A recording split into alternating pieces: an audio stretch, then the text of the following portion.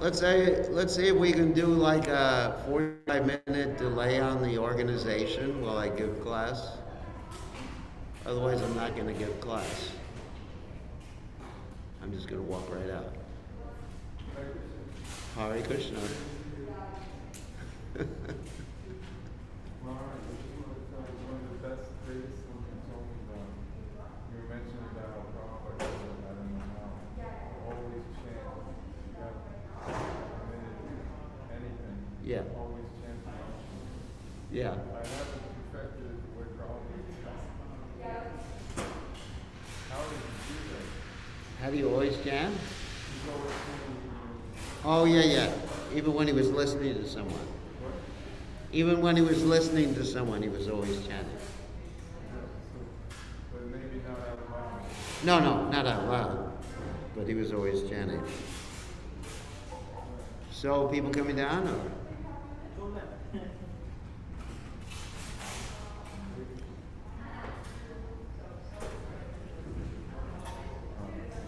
Adityanand said that everybody's already seated upstairs and there are people doing flower garlands, so he wanted me to ask you. How many people are upstairs?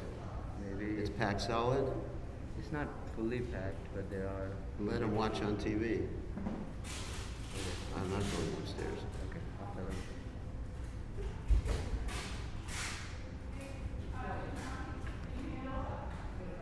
I'll just give a class for everyone online. I'll tell him he was asking whether he should do it here or Oh, we already arranged to do it here. I'm not going to set up there.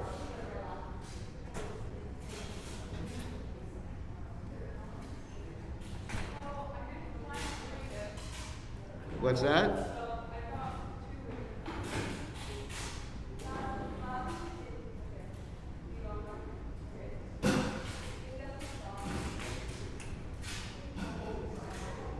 The people coming? They're coming. That's nice. Room is packed. Room is packed, so it's better we do it here. It's not even safe to do it in a packed room. Yeah. Where's the? Ugh.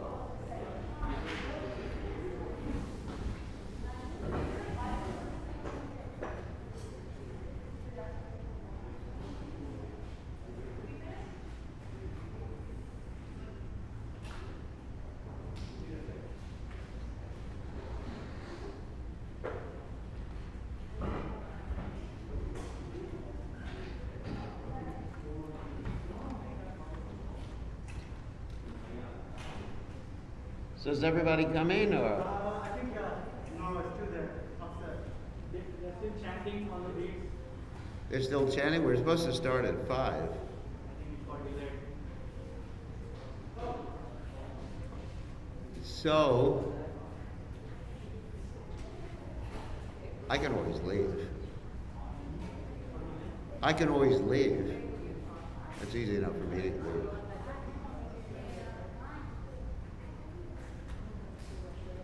Yeah, it's coming now. Are they coming? Yeah. Okay. For those of you watching us online, this is the day before Janmashtami, where everything is extremely organized and spaced out.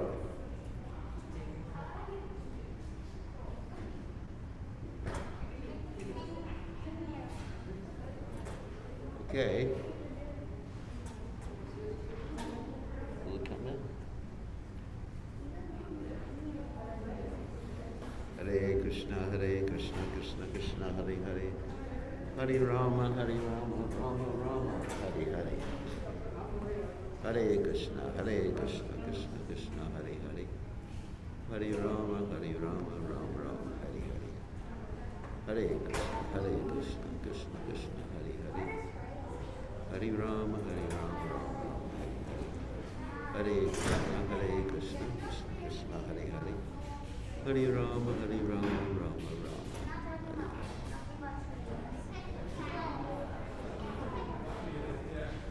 Hare Krishna, Krishna Krishna. Hare Rama, Rama Rama, Hare Krishna, Krishna.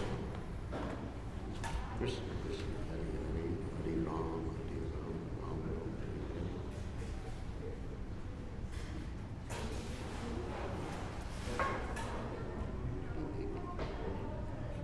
So they have everyone coming in. I told them.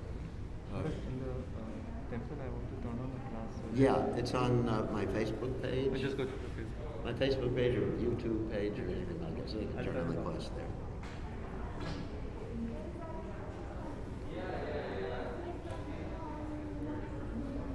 Please everyone come.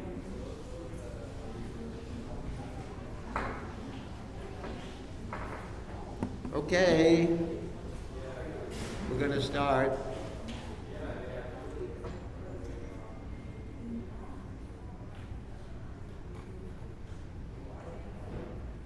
Okay, everybody ready? No? All right, so we'll chant Jai Radhamada. No guitar today.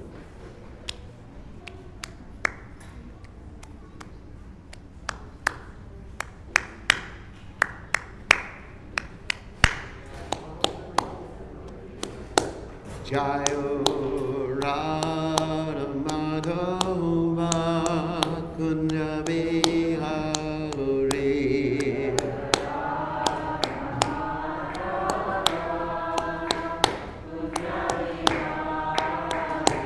Jayo Radha Madhava Kunya Bihari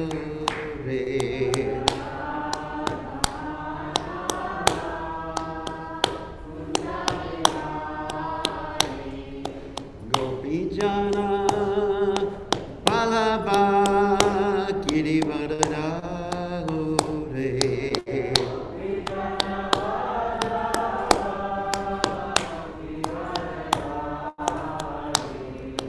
Gopijana Palaba Kirivardhana Hore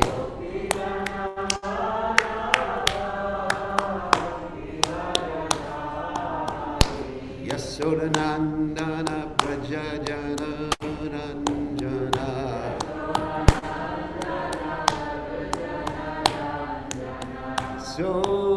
Sodanandana Prajajana Ranjana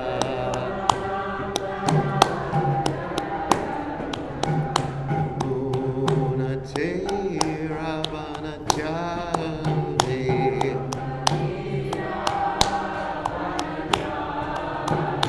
Yamona Tera Manachate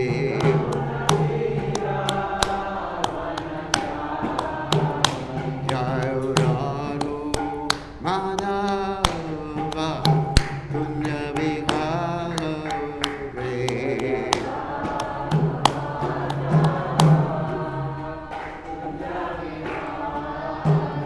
Jayoradhu Madhava Punya Vihare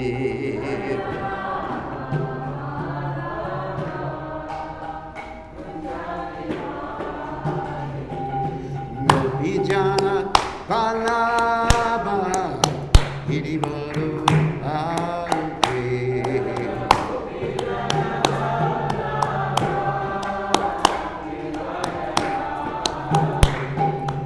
Gopijana Palava Hirivaru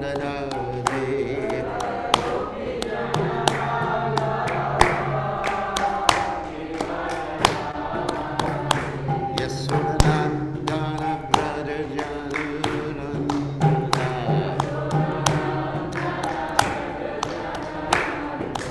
Yasodanandana Rajajanandana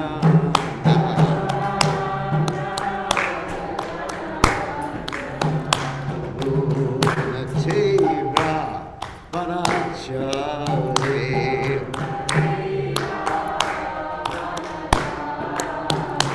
Yamona Teva Manachade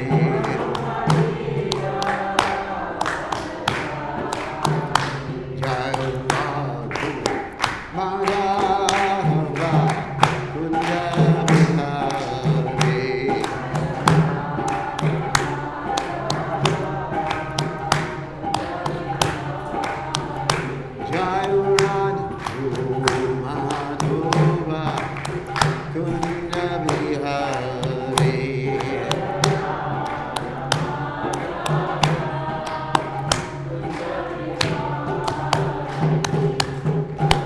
Jai Om Vishnupad Paramahansa Paravrtacharya Osutara Satashi Shimad His Divine Grace Savaya Charana the Bhaktivedanta Goswami Srila Prabhupada Ki Jai ISKCON Founder Acharya Srila Prabhupada Ki Jai Ananda Koti Vaishnav Vrinda Ki Jai Namacharya Srila Haridas Thakur Ki Jai Prem Se Kaho Shri Krishna Chaitanya Prabhu Nityananda Shri Advaita Gadadha Shivasati Gaur Bhakta Vrinda Ki Jai Shri Shri Radha Krishna Gopika Panashayam Kund Radhakunda Giri Govardhan Ki Jai Vrindavanam Ki Jai Machuradam Ki Jai Jagannath Swami Ki Jai Yuvanamai Ki Jai Shrimati Lasi Devi Ki Jai Samaveda Bhakta Vrinda Ki Jai Gaur Premananda Hari Hari Hari Bol. All glories to the assembled devotees, all glories to the assembled devotees, all glories to the assembled devotees.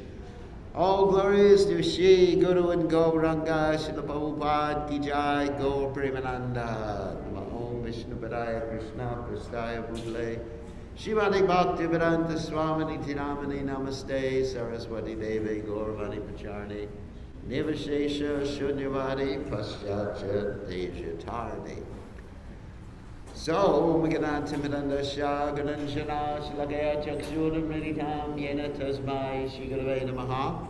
I offer my respectful obeisances unto the lotus feet of my spiritual master, His Divine Grace, A.C. Bhaktivedanta Swami Srila Prabhupada, who so kindly opened my eyes with the torchlight of knowledge while I was blinded in the darkness of ignorance.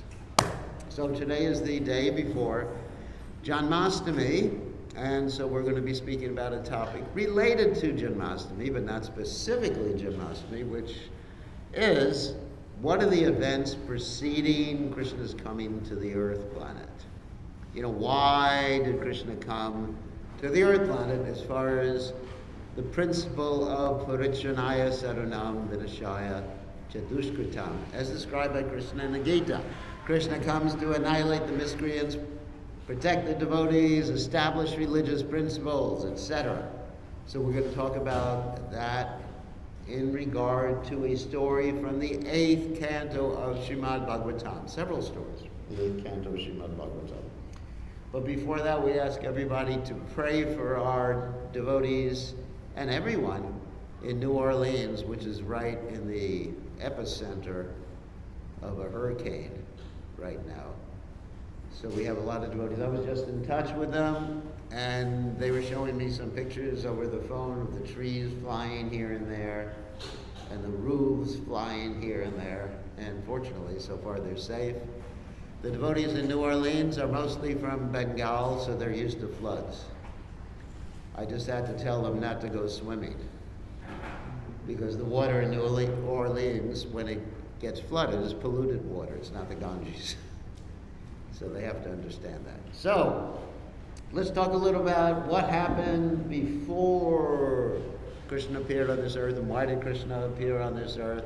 To destroy the miscreants and establish religious principles and protect the devotees. So this story begins in the 8th canto of Srimad Bhagavatam, and it begins with our friend Durvasa Muni, who has a good temper.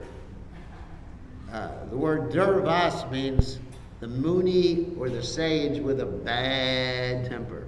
You definitely don't want to cross him in any way. So what happened is, one time he thought he'd be kind to Indra. And what did he do? He gave his garland to Indra. Now, normally when you get the garland or remnants of a great sage, you say, "Thank you, Maharaji, for your remnants." But Indra, he didn't take it so seriously. And he took that garland and he just threw it over to his elephant, and the elephant just, Airavata just, sounds good. Sounds like my dancing. So he just trampled the garland.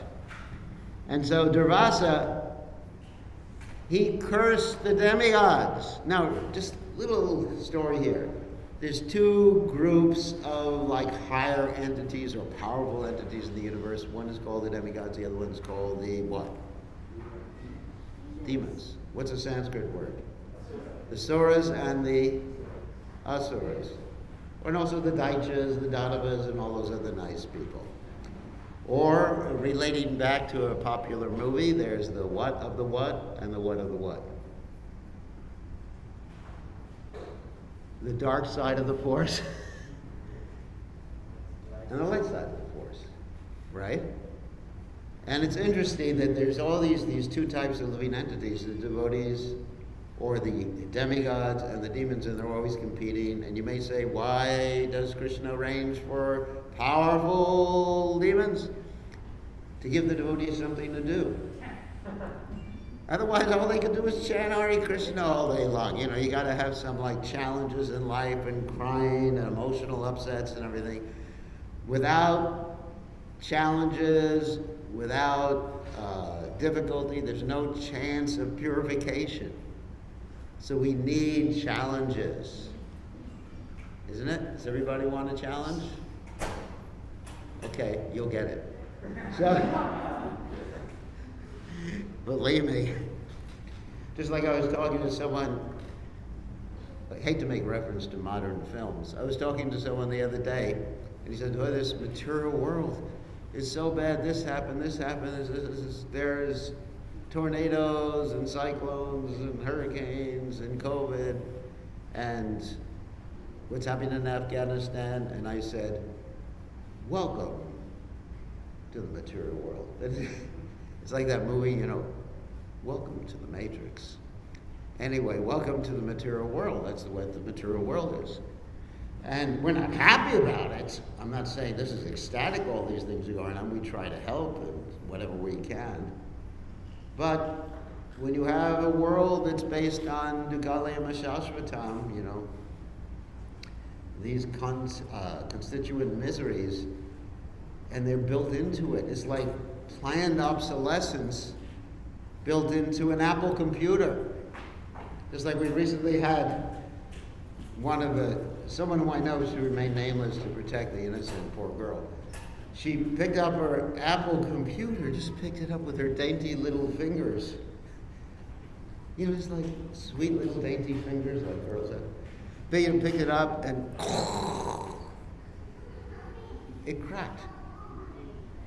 And then she goes to the Apple store and she says, there's nothing wrong with your computer because it cracks just because I touched it. And then they said, that will be $500, ma'am. So this is the material world. Sorry, compared to an Apple store. Anyway, this is the material world. They build it so it falls apart. Anyway, I mean, I recently had experience too. We had to replace one of the iPads in the temple. And so one of the devotees took it to the store to put a new battery in, and the battery was going to cost more than a new one. So that's the material world. It's arranged like that. Sorry for these aspersions that I'm casting upon one of your favorite companies. Apart from that, so anyway, getting back, so these are the demons and the demigods, and they keep each other busy. Because unless there's a balance, there's nothing happening in the universe. And actually there'll be, because there's free will of the living entities, some people just choose to be averse to God. So anyway, so the demons, they start to win. Because the demigods had offended a devotee and got cursed by a devotee. Durvasa's a devotee. And so, in those cases, the demigods, they go to Lord Shiva. And they say, what are we going to do? And Lord Shiva says, we better go see Vishnu. This is a job for Vishnu. So they go to Shvetadvip, which is the local place where Vishnu lives in the universe.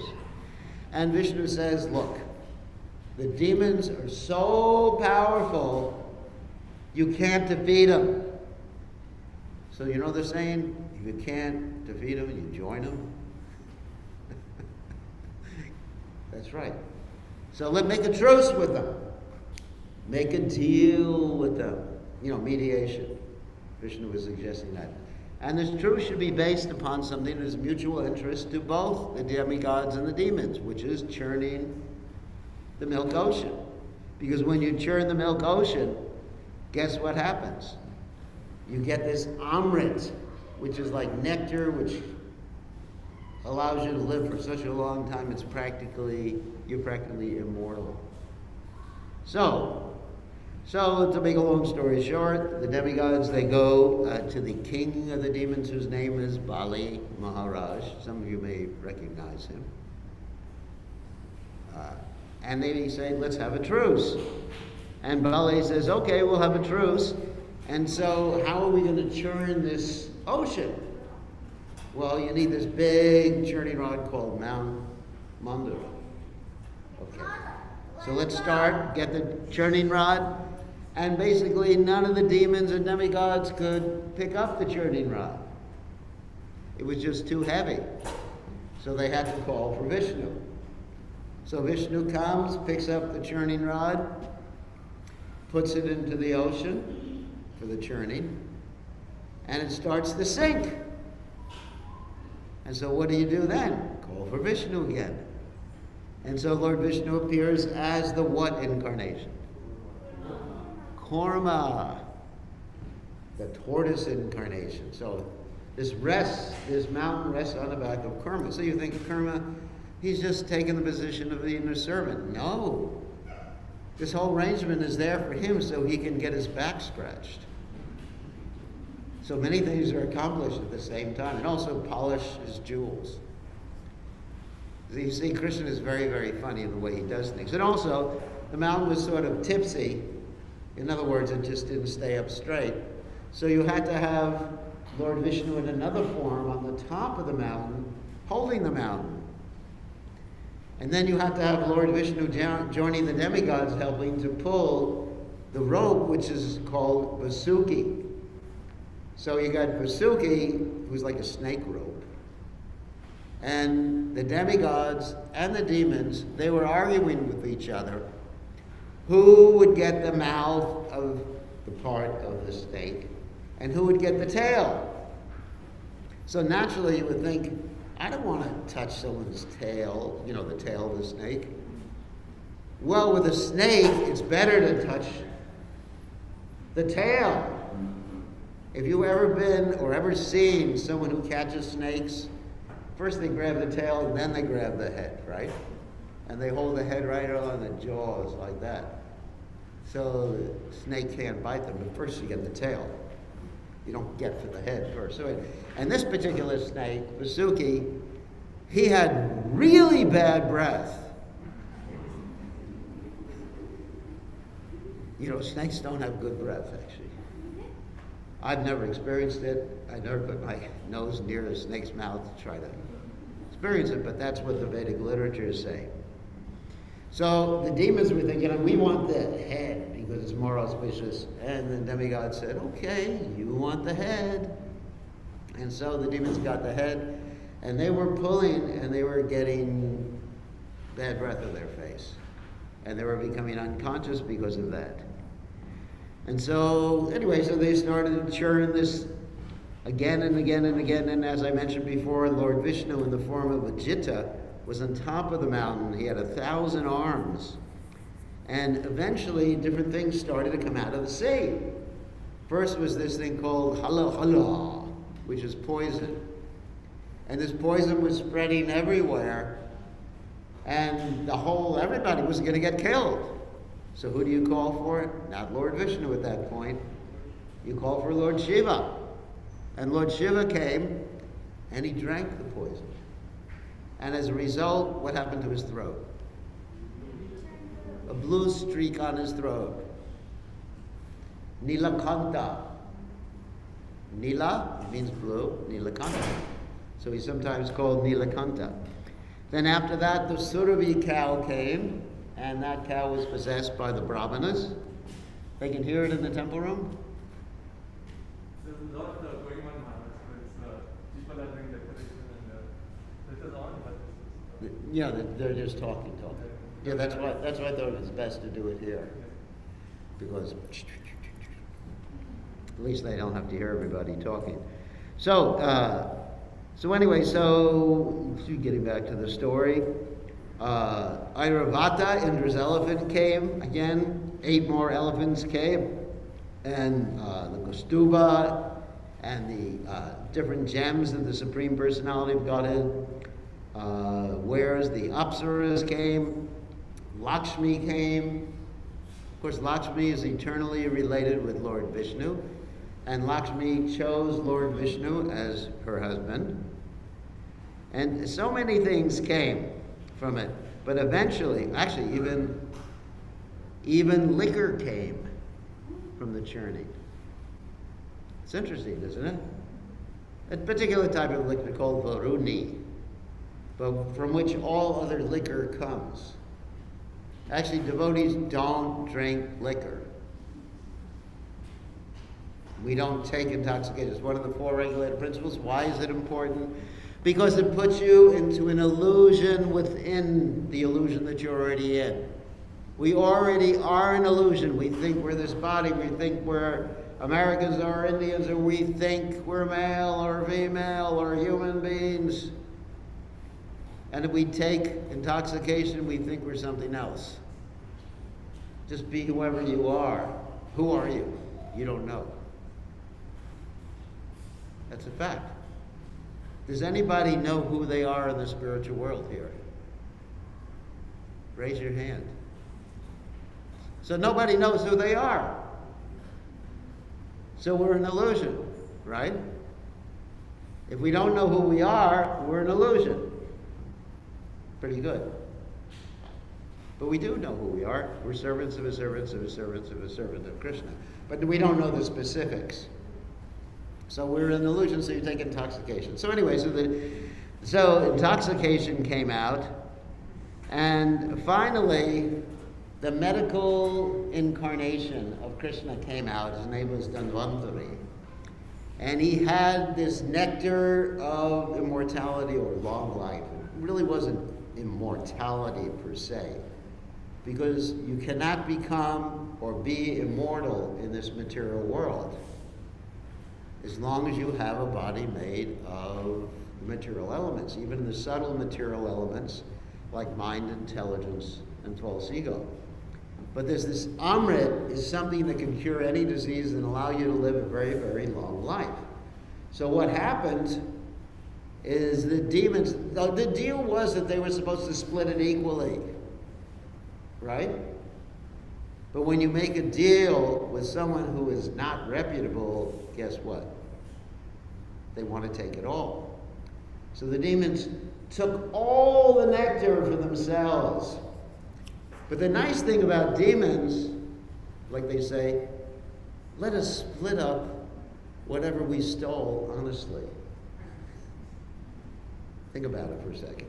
Because they're by nature dishonest, so they can't even agree with themselves who's going to get it first. So they were fighting. Who's going to get the nectar first? Who's going to get this nectar first? And the poor demigods are going, oh my God, we lost again. And so what they did is what devotees do under these circumstances. What do? They chant the holy name and go to Lord Vishnu, because Lord Vishnu was right there. That's the shelter. Now it's interesting, you can't make Lord Vishnu your servant. Sometimes we go to him and say, Lord Vishnu or Krishna, can you do this for me? And he doesn't do it, we think, what?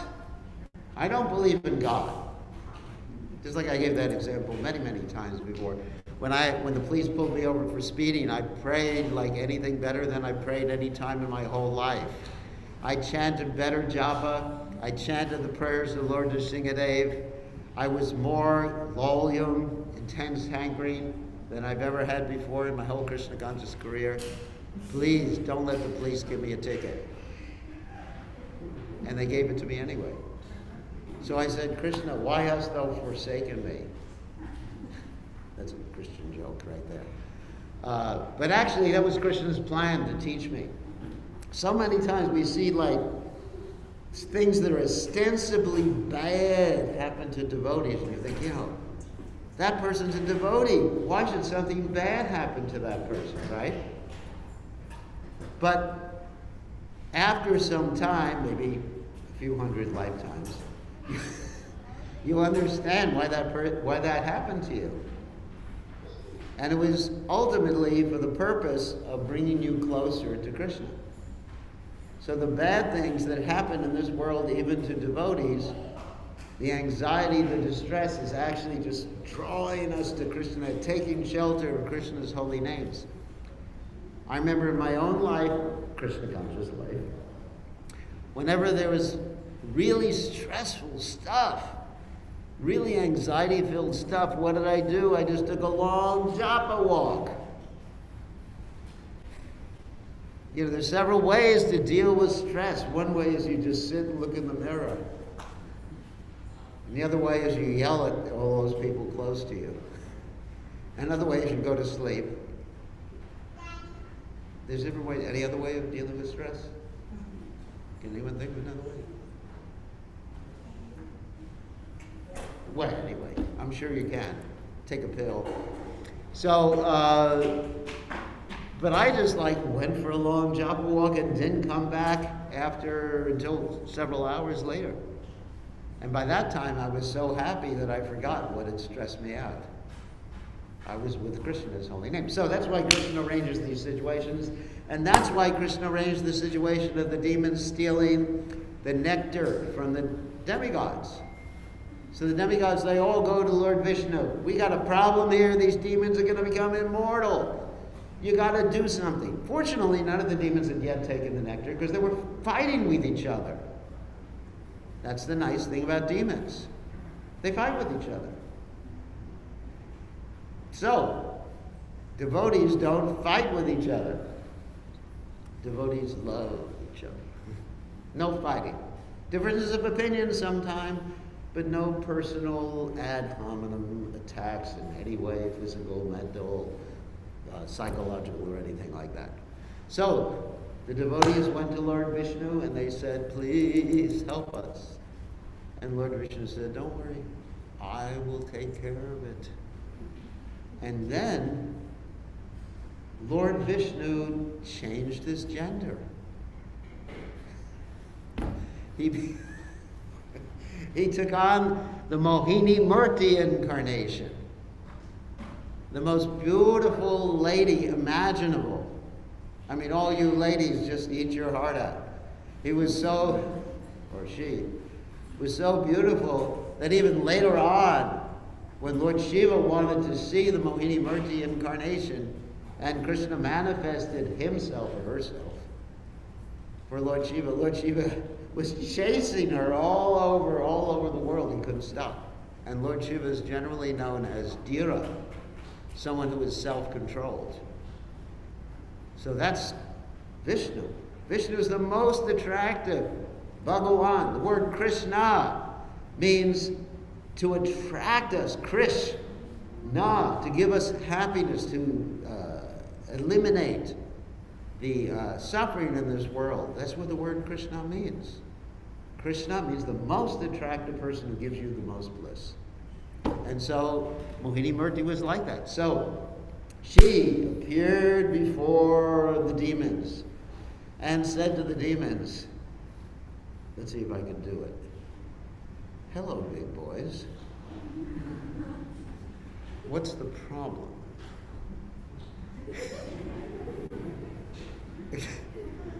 Anyway, I'm not so good at this stuff. But so she said that. And the demon said, wow.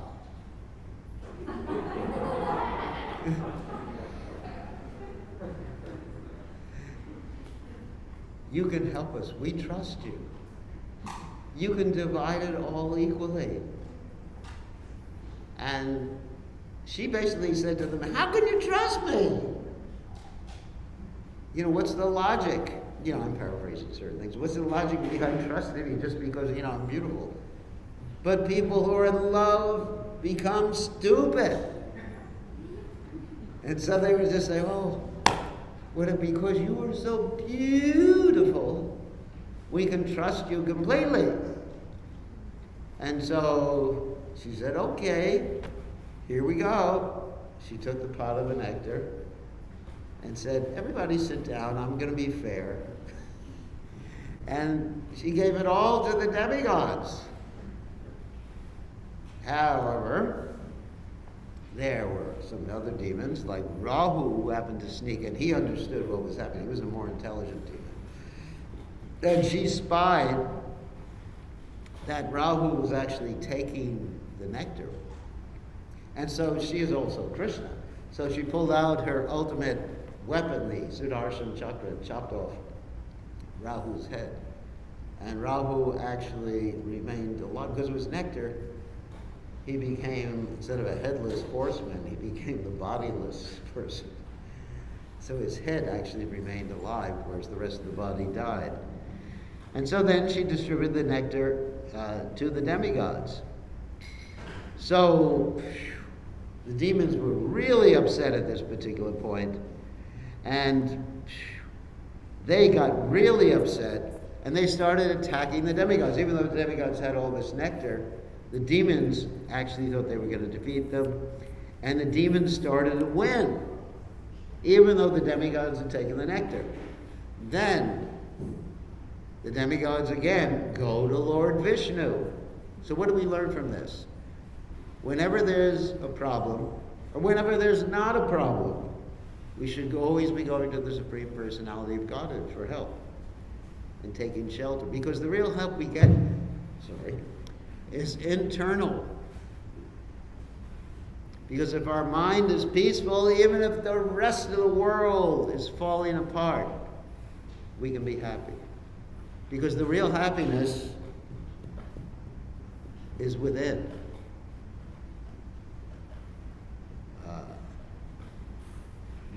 Vishwam Purna Sukhayate. The pure devotee sees the whole material world as blissful, because he sees it from a Krishna conscious perspective. Yomam pashati sarva trisaram chamai pashati. Dashaham na pranashami sachame na pradashati. He sees Krishna in everywhere and everything, and he understands it's Krishna acting, it's Krishna's material energy acting, and he understands the purpose. That's called teleology, the study of purposes. So if you understand the purpose of everything, even an unfortunate thing, you'll see as fulfilling that particular purpose. So, anyway, so they go to Vishnu again. Vishnu appears, and Vishnu has this fight with different demons like Kalanemi, Mali, Sumali, Malyavan, who are all killed. And Bali, the king of the demons, is knocked unconscious. The demigods have won. Ta-da! However, that's not the end of the story. And the demigods start to just basically demolish the demons. But Narada Muni, he goes to Lord Brahma, and he says the demons are going to be demolished, and Lord Brahma stops it because he doesn't want the demons to be demolished. He wants there to be a balance in the universe. And then there's another fight between the demons and the devotees, and there's this interesting demon named Namuchi. Muchi means dirty. He's not dirty because he can only be killed by soap. Bubbles, like that. So Indra's fighting with him, and finally Indra kills him with bubbles. And eventually Brahma tells Narada Muni to tell Indra to stop killing the demons and just cool down. So Bali, at this point, is dead. Bali Maharaj is dead. But fortunately, Bali Maharaj, the king of the demons, is dead. But unfortunately, he has a good guru who can bring the dead people back to life.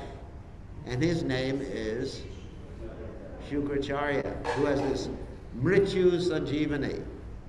He has these mantras that brings life to the dead. That's basically what it means.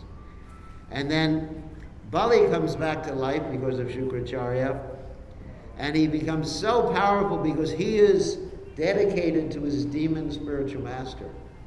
So even if your spiritual master is a demon, it's good to be nice to him and dedicated. And Indra, because Indra was not so nice to his guru, because his guru walked in the room one time, Brihaspati walks in the room, and Indra's there with his wife by his side or on his lap or whatever, and he doesn't even say, "Hi, Guru Maharaj," with to speak of offering obeisances. So Brihaspati leaves, and Indra becomes completely powerless. So Bali takes over the heavenly planets. This is all leading to the 10th canto of Srimad Bhagavatam. Bali takes over the heavenly planets, performs 100 Ashwamedha sacrifices, and becomes Indra. And so this is a problem. So the real Indra's mother, Aditi, becomes very worried. I want my son to get back his kingdom. So she goes to her husband Kashyapa, and he preaches to her, first of all, be detached, but she's not detached. And then he instructs her to perform this sacrifice called Prayovrata for 12 days to actually get someone who could defeat Bali Maharaj, the king of the demons. So she does that, and the 13th day, Krishna appears, and he agrees to be her son, and then he appears as Lord Vamana, the dwarf incarnation of the Supreme Personality of Godhead. So we know the story. To make a long story short, Lord Vamana goes to Bali, and he appears to be a very, very short Brahmin, young man, boy. And Bali is performing the sacrifice, but because Bali has culture, he stops the sacrifice to receive a Brahmin. This is the Vedic culture. That even if you're doing deity worship or a sacrifice, when a Vaishnava comes or a Brahmin comes, you're supposed to stop the sacrifice to receive that particular person nicely. One sense it's called the Titi Narayan. Even any guest comes, they're supposed to be treated as God. Very, very important.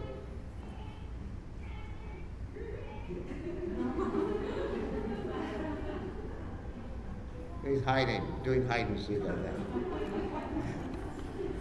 that. That's all right, they're children. One day we'll all be children again. It's true. At least in the spiritual world or in the material world. So anyway, Bali washes the feet of this dwarf Brahmin, who's an incarnation of God, Vamanadeva. And he says, whatever you want, I'll give you. And Vamanadeva said, I just want 3 steps of land. And Bali says, that's not so intelligent. I'll give you anything you want. I'll give you a village, a wife, money, anything you want. He says, no, Lord Vamana says, if you're not satisfied with 3 steps of land, you wouldn't be satisfied with the whole universe, isn't it? What is that verse in the Gita? Abritam jnanametena jnanino nityavayana kama rupena kontiya dushprena lenacha. That when the more you have or want, the more you will want in the future. It's like pouring gasoline or petrol into a fire. So then Bali says, all right, I'll give you 3 steps of land. He goes to signify that by pouring some water from his pitcher. His guru doesn't like it. Shukracharya doesn't like it. Shukracharya tries to stop up the pitcher, makes himself very small. Lord Vamana takes some kusha grass and pokes the guru's eye out. So Shukracharya at this point is really upset with Vishnu. And he keeps appearing at different times to stop the worship of Vishnu in the future. So, anyway, Bali does that. And Lord Vamana expands himself, covers the earth, covers the universe, gets a hole in the universe, doesn't have a place to put his 3rd step. And Bali ultimately says, put your 3rd step on my head. And he pushes Bali down into Sutala, the lower regions of the universe. And Bali becomes a great devotee of the Lord. He becomes one of the Mahajanas, the great souls known for Atmanivedana, surrendering everything to the Supreme Personality of Godhead. So, at that point, the demon, the mother of the demons, becomes very upset. This is actually such an interesting story, because all of her kids have just been dethroned by Aditi's children. Got it? So she performs a sacrifice. She says, this Vishnu, he's always favoring Indra. So I want to have a son who's going to kill Indra. So she goes to her husband and she says to her husband, hi, sweetie. Can you do something for me? And her husband, being a little attracted to her, says, "Whatever you want, my dear." And she says, "I want a son who can kill Indra." And he says, "Oh no, I got tricked again by this wife." Because previously she tricked him, she pulled on his dhoti or cloth or something like that, and they had a relationship with improper consciousness, and as a result, who was born? Hiranyakashipu and Hiranyaksha. Phew. Nice kids. Isn't it? Who's your son? Hiranyakashipu. Hiranyaksha. Anyway, she loved them because a mother always loves her children, even if they happen to be the biggest demons in the universe. That's a mother's love. Right? I'm not going to get into that topic. So Diti, she says, I really want to have a son who is going to kill Indra. So Kashyapa, her husband, gives her this sacrifice, again called prayovrata, living on milk. And if you do the sacrifice properly, you will get a son who can kill Indra. And if you do it improperly, you will get a son who is Indra's friend. So what happens at this point, she does her sacrifice, she's very determined. And Indra, he hangs around serving her just to see if she makes a mistake. So at one point, she sleeps when she's not supposed to sleep, at an improper time. And he tries to make an abortion. He tries to kill the kid because he understands the kid's going to be his enemy. And so he uses his thunderbolt to cut the embryo into 7 pieces. Terrible, isn't it? And those 7 pieces remain alive. And he thinks, I got to use it again. And then 7 times 7. How much is 7 times 7? 49. And then they're still alive, and he's born with all 49 of them. So they become Indra's friend, they become the Maruts, and because Diti is actually performing this great sacrifice called Prayovrata, worshiping the Supreme Personality of Godhead, Hare Krishna, she gives up her anger towards Indra at that point. So that's another point, that if one worships the Supreme Personality of Godhead, one will give up all bad qualities eventually, which are called the anarthas. Okay, we're getting to the 10th canto, Srimad Bhagavatam. Then the demigods regain their power after defeating Bali. And they're happy, they have the heavenly planets, and what do the demons do?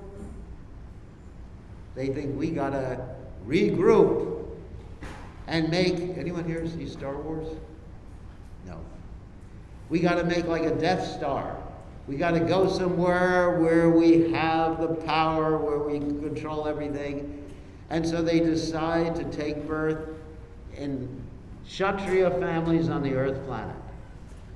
Kshatriya families means, the people ruling, like the kings and the queens and the princes and the viceroys and all those other nice people like that. So this is, of course, this is not this age. Don't worry. Our prime ministers and kings and queens and presidents are all saintly. So, that's a joke. They're not demons, they're just stupid. So, not everyone. There's some good prime ministers. There are very good prime ministers. So, but at that point, this is over 5,000 years ago. So the whole world is filled with these really, really, really bad kings. Like Jarasandha. Everybody knows who Jarasandha is? Jarasandha was born in 2 parts. His father wanted to have a son, so he gave the sweet rice that was produced by the sage to two of his wives. And there were 2 halves being born. And he threw them away. And a nice, friendly witch named Jara put them together again. So he was one of the kings. And he was so powerful and so demoniac that he was going to sacrifice other kings. You know that story? He was going to sacrifice other kings until Krishna arranged for Bhimsen to kill him. So you had kings like that, and your old friend Kamsa, right? All these like really, really low-class people. So Krishna looks at the earth planet, so getting to the 10th canto, Srimad Bhagavatam. Okay, so Bhumi, who is the personification of the earth, because the earth is actually personified. There's this one hypothesis they call the Gaia hypothesis, you've heard about it before, where the earth is a person. Why not? Why not? We are persons, and we have so many living entities living in our body. We're like a planet with billions. We actually have more persons living in our body than the earth has human beings living in its body, right? How many cells in your body? Does anyone know? Trillions, quadrillions, quintillions? I don't know. A lot. So the earth has all these like demoniac kings who are just like really bad on them.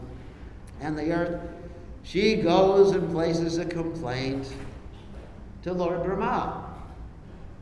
And Lord Brahma goes, in these cases, and places the complaint to Lord Vishnu on the shore of the ocean of milk, Kshirodakshay Vishnu, and prays for an incarnation.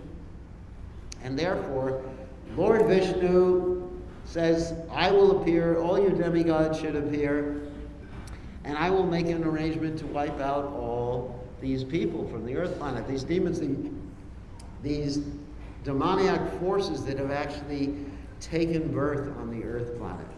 And that's the Mahabharata War.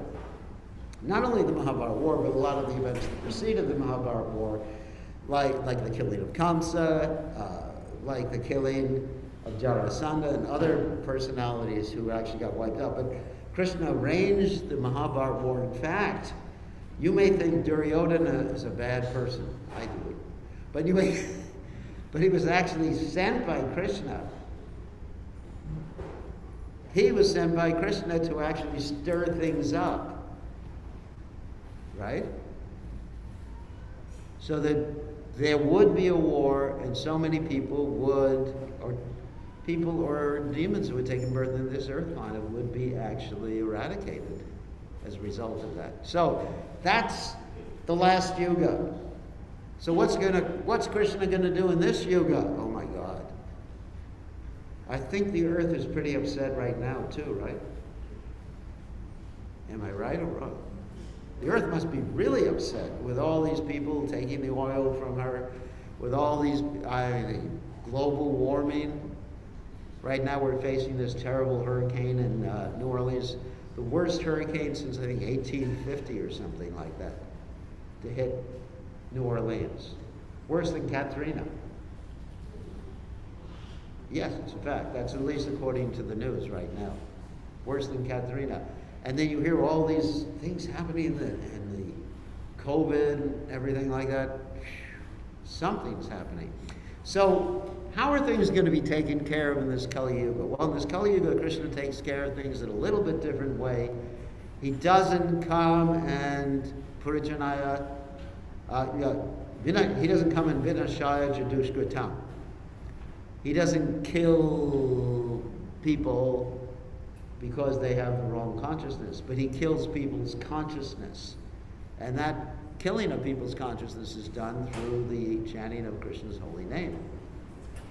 Kaler Doshanad He Rajan Asheko Mahadgunat Kirtanad Eva Krishnasha Mukta Sangha Paramrajet. Simply by chanting Hare Krishna, Krishna Krishna, Hare Hare, Hare Rama, Rama Rama, Hare Hare.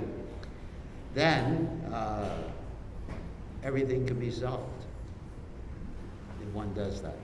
So that's all that's required. And so that's how Krishna appears now in his Nama avatar.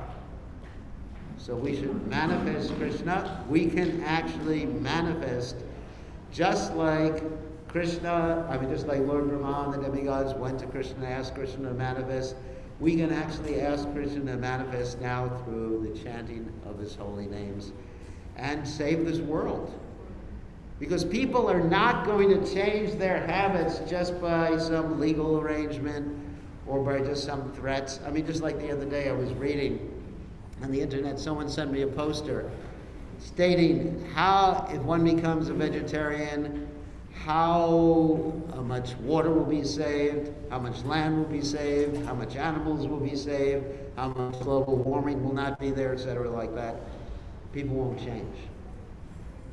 You can present all the facts to people, but they're not going to change. It's like that story about someone, it's a true story, someone who had throat cancer. He had to have tracheotomy.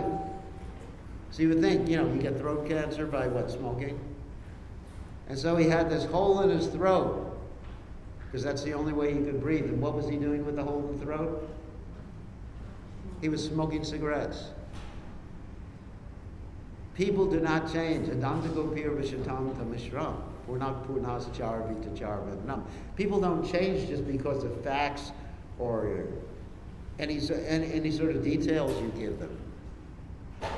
It's just people don't change. People change when there's a purification of the heart. That's the only method. So this Sankirtan movement of Sri Chaitanya Mahaprabhu is the only way to change this world in Kali Yuga. Don't expect any other way, not the battle of Kurukshetra. Nothing else will change. Kalo Dashteva Nashteva Nashteva Gatiranyata. So, any questions or comments? No? Everybody's happy? Yes. So in the beginning you said that devotees don't fight, but then you told us the story of Bali Maharaj fighting with Indra. Yeah. And maybe you can... Well, that's a different age. That's a different age. But devotees in this age, they don't fight with guns and knives and stuff like that. Because that's not going to change people's hearts, not going to change society. What happens is you'll see that when people fight, either verbally or physically, it just results in the same thing happening from the other side. I see this on the internet. When people have some opinion, right or wrong, then there's an attack from the other side, and then there's an attack on the other side. I mean, I'll give you a practical philosophical example. Some of the devotees have this discussion about the soul. Let's just talk about the soul, since that's not so difficult to understand. Some people say the soul was created. Other people say the soul was not created. My opinion is, I'm not going to tell you because I'm getting an argument. But Krishna says the soul is eternal, okay? But still, there's some devotees who will quote some Shastra, or not Shastra, but somebody in the past, and they will fight about it. Like Prabhupada talked about the scissors and knife thing, where someone was fighting over whether something was cut from a tree with a scissors or a knife, and they were fighting so enthusiastically that the person who thought it was a knife threw the person who thought it was a scissors into the water, and the person who thought it was a scissors was raising his hand after he was going down for the third time, and he went like this, just so he could win. He thought he could win. So in Kali Yuga, I've seen it's just like it's an ocean of quarrel. People will quarrel over philosophical points. I mean, it's unbelievable. And they'll take different shastras or scriptures, and they'll pull out different things out of context and fight with each other and try to defeat each other. And that's not the way to go. Yes, Mr. Gopal. So you gave so many examples at the beginning of the demigods, whenever they were in difficulty. Yeah. They would go directly to Lord Vishnu. Yeah. But when Bhumi was in difficulty, he didn't go directly. He went to Lord Brahma and Lord Brahma. Yeah, because you go to the representative of Lord Vishnu. So obviously when the demigods are together, they sometimes go directly to Lord Vishnu, but generally you go to the representative. The Bhumi goes to her authority, Lord Brahma. But Bhumi is also a demigod, yes? Yes. So being in the same category as... And she's not in the same category as Lord Brahma. That's right. So they go with Lord Brahma, Vishnu. Yeah, they don't go independently. So anyway, so on that happy note, this is Janmashtami tomorrow, and we want to wish everybody a happy Janmashtami and a happy Vyasa Puja for Srila Prabhupada, which occurs on Tuesday. And please take shelter of Krishna's holy name. That's all we can say. That solves all the problems. Kaler doshan he rajan ascheko mahadguna kirtanadeva Krishna shamukta sangha parambrajat. In this age of quarrel, it's an ocean of difficulty. But there's one good quality. And that good quality is Hare Krishna, Krishna Krishna, Hare Hare, Hare Rama, Rama Rama, Hare Hare. Okay, and I think Aditya Prabhu has an announcement from our sponsor. Okay. Hare Krishna. That was Krishna's conch shell.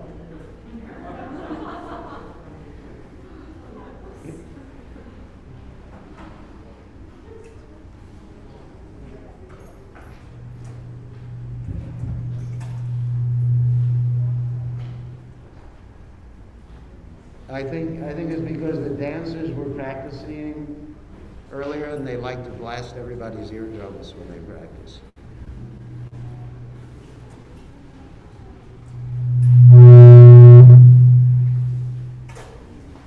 I'll let you use my microphone. Okay. Hare Krishna. So let's thank the